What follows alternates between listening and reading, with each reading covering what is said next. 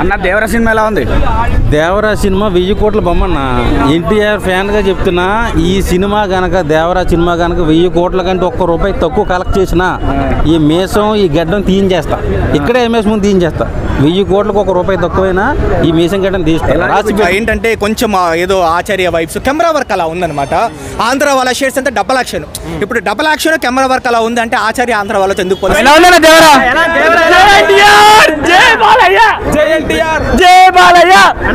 అన్ని రికార్డులు బ్రేక్ చేస్తారు.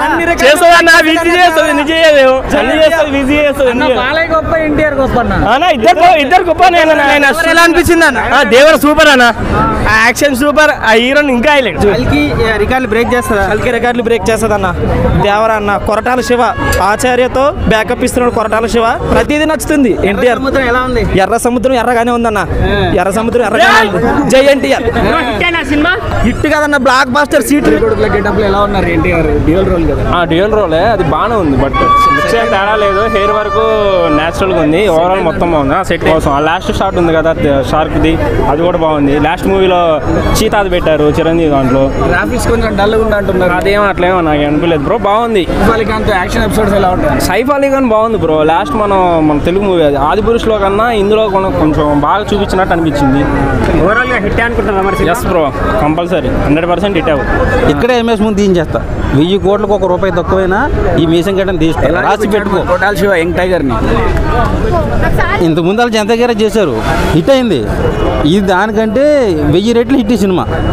1000 రెట్లు చిట్టి కొడుకులు చింపేశారా? ఒకరే చేశారు కాబట్టి పోటీపడి మరీ చేశారు సినిమాలు. అసలు ఆడియన్స్ రెస్పాన్స్ ఎలా ఉంది? బట్టలు చింపేసుకున్నారు, సీట్లు ఎరగదీసేశారు, థియేటర్ తగలబెట్టేశారు.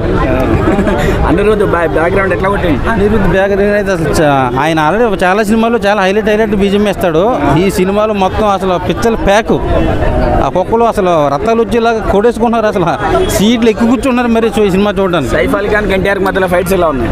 ఫైట్ ఘోరంగా ఉన్నాయి అన్న. అసలు ఒక్కొక్క ఫైట్ అసలు చెప్పలేను అసలు నేను అసలు సినిమా.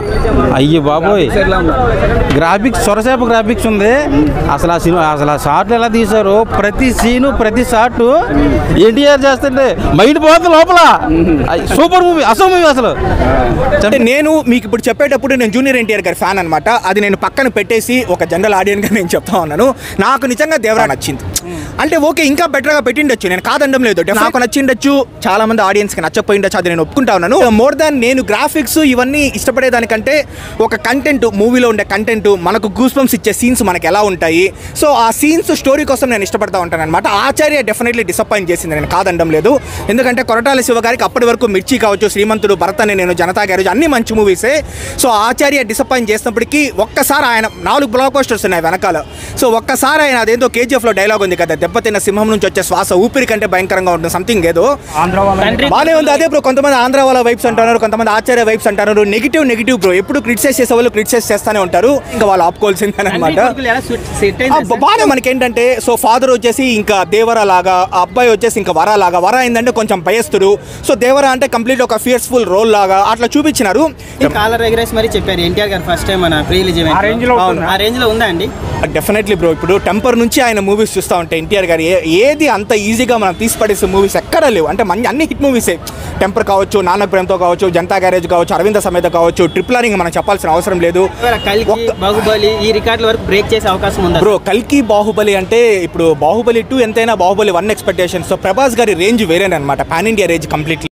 సో ఇప్పుడు ప్రభాస్ గారితో లేకపోతే ఇంకొక హీరోతో కంపారిజన్స్ అనవసరం, కానీ బట్ దేవరా ఎత్తుకుంటే డెఫినెట్లీ ట్రిపుల్ ఆర్తో జూనియర్ ఎన్టీఆర్ గారు కూడా నార్త్ ఇండియాలో చాలా మంచి క్రేజు, ఒక మంచి యాక్టర్ అని ఎస్టాబ్లిష్ అయింది. ఇండియా వైడ్ డెఫినెట్లీ ఒక మంచి సక్సెస్ఫుల్ మూవీగా ఉండబోతోందని నాకు అర్థం. నాకైతే బాగానే ఉంది బ్రో. మనకేమి ట్రిపుల్ ఆర్ వాళ్ళ హై లెవెల్ గ్రాఫిక్స్ ఎవరు ఎక్స్పెక్ట్ చేయడం లేదనమాట. సో కొరటాల శివ అంటే ఎవరు గ్రాఫిక్స్ ఎక్స్పెక్ట్ చేయరు, కంటెంట్ ఎక్స్పెక్ట్ చేస్తారు. ఇప్పుడు ఈ శ్రీమంతుడు చూసేటప్పుడు మనకు కొన్ని సీన్స్లో అయితే మనకు కళ్ళలో నీళ్లు తిరుగుతుంది అనమాట. అంటే ఎమోషనల్గానే ఉంటుంది, ఇంకొక పక్క గూస్ బంప్స్ ఇచ్చే సీన్స్ ఉంటుంది. వెళ్ళే ఛాన్సెస్ కూడా ఉన్నాయి, మనం ఏం చెప్పలేము. ఇప్పుడు ప్రభాస్ గారు కూడా ఇప్పుడు మిర్చి తర్వాత బాహుబలి 1 and 2తో కదా ఆ లెవెల్కి వెళ్ళినారు డైరెక్ట్గా.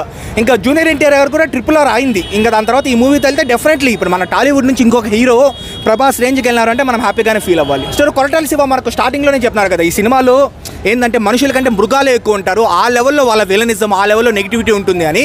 సో ఆ విలనిజం అంతా, ఆ నెగిటివిటీ అంతా ఎలా ఉంటుంది, దాన్ని దేవరా ఎలా దాటుకొని వస్తారు. సో చూసి బ్లాక్ బస్టర్. దేవరా బాగుంది.